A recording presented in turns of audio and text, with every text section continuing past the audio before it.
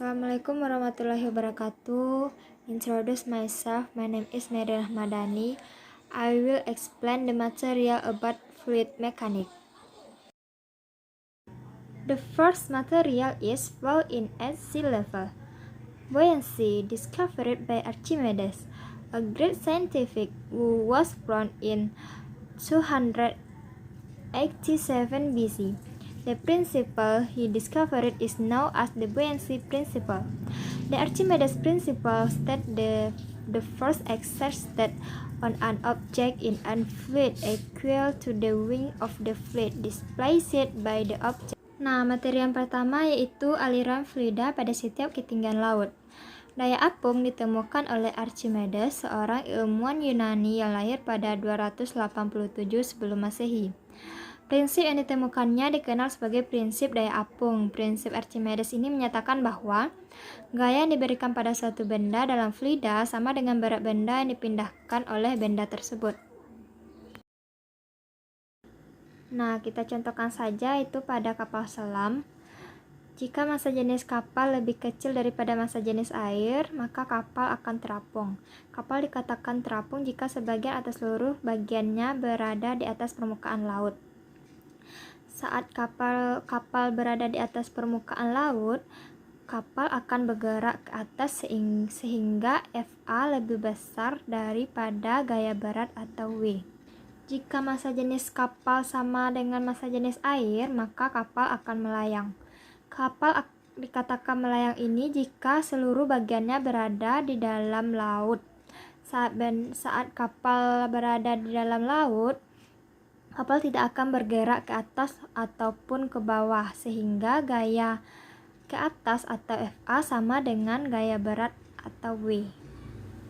Jika massa jenis kapal lebih besar daripada massa jenis air, maka kapal akan tenggelam. Maka kapal akan mengalami gaya total ke bawah yang tidak sama dengan nol.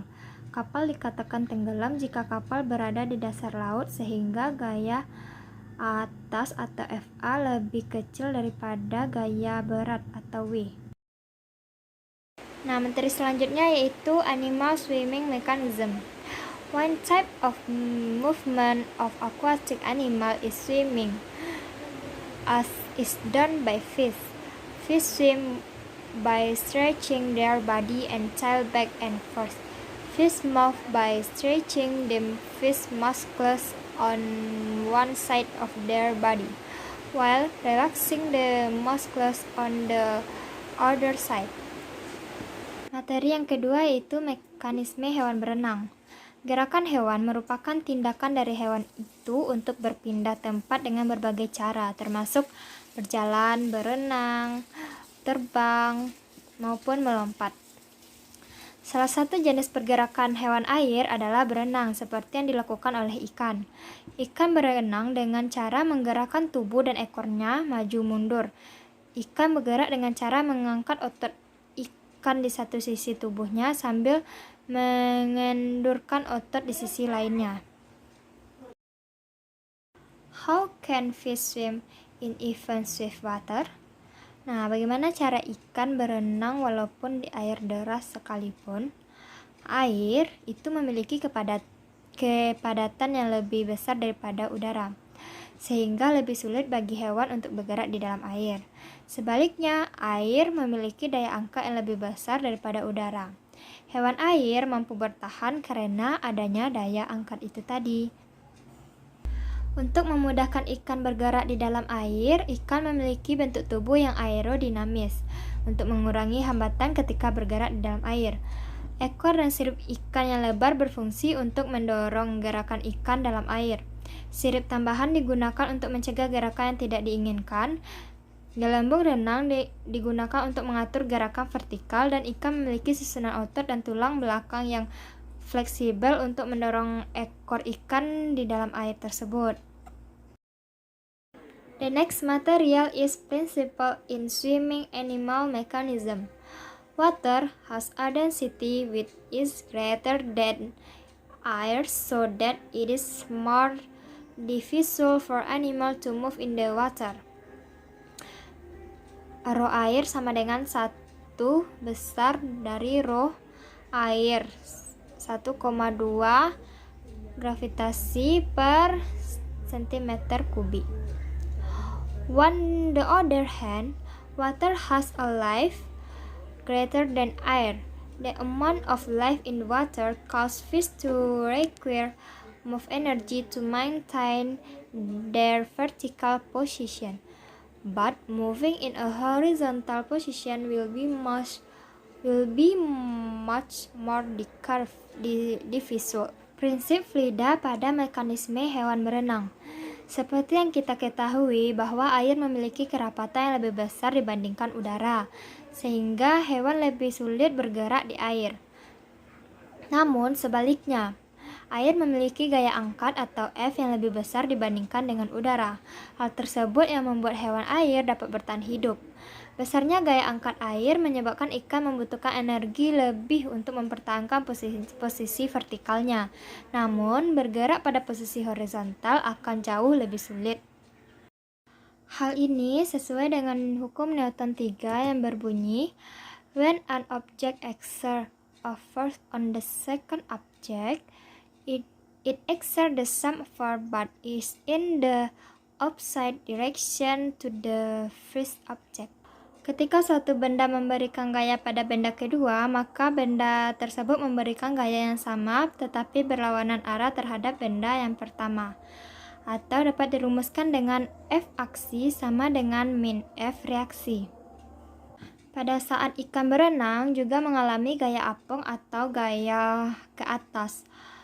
Hal ini sesuai dengan prinsip hukum Archimedes yang berbunyi, an object that is completely or partially immersed in a fluid is lifted upward by a force equal to the weight of the displaced fluid.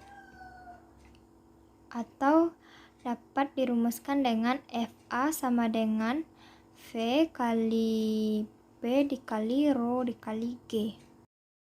The next material is principle and concept of pressure in the process of animal respiration during swimming.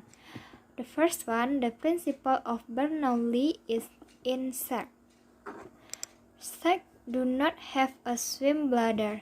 This causes the shark to only move forward and cannot stop swimming.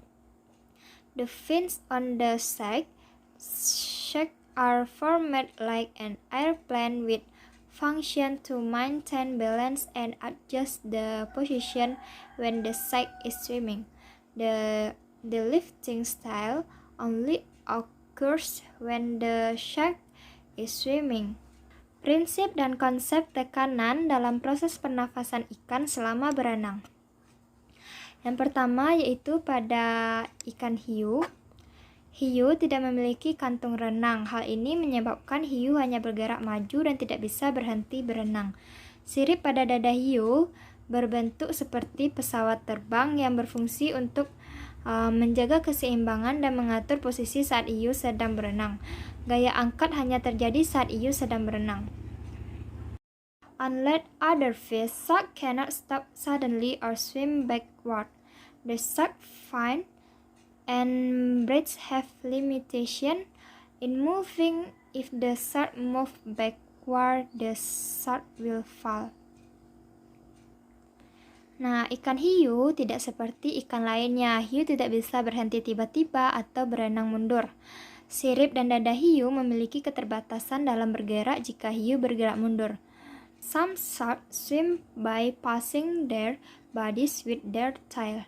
The fins are only used for balance. Beberapa hiu berenang dengan mendorong tubuh mereka dengan ekornya. Sirip hanya digunakan untuk keseimbangan. The second is fish. In order for fish to swim at the bottom, in the middle, and on the surface of the water, they have a swim bladder. The swim bubble is a gas-filled internal organ of the fish whose function is to give the fish the ability to control buoyancy so us to save energy for swimming. Yang kedua yaitu ikan. Agar ikan dapat berenang di dasar atau di tengah permukaan air, ikan memiliki gelembung renang. Gelembung renang merupakan organ internal yang dipenuhi gas yang berfungsi memberi kemampuan ikan untuk mengendalikan daya apung sehingga mampu menghemat energi untuk berenang.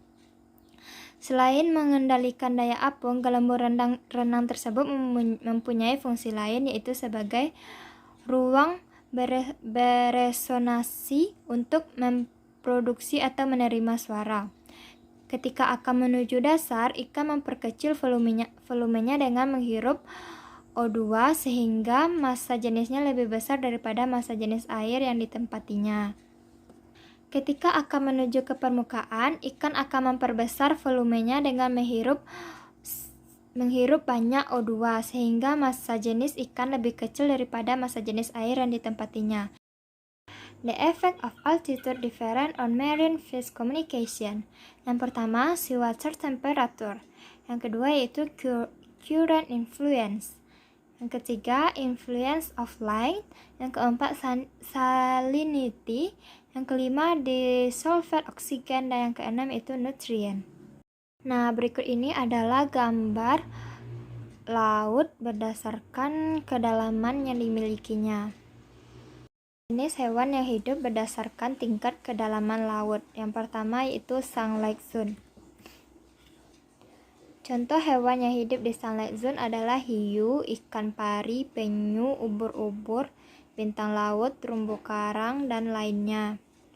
Yang kedua yaitu twilight zone. Jenis ikan yang hidup di dalamnya antara lain ikan lentera, ikan ratak, ikan kapak. Yang ketiga yaitu midnight zone.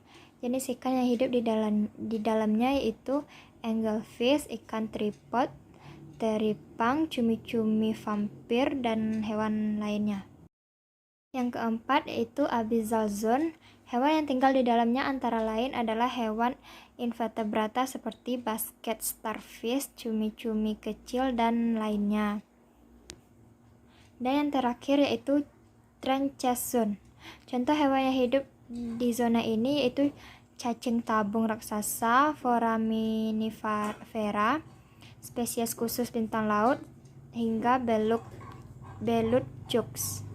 Berikut adalah soal tentang mekanika fluida. Teman-teman bisa cari sendiri jawabannya di rumah.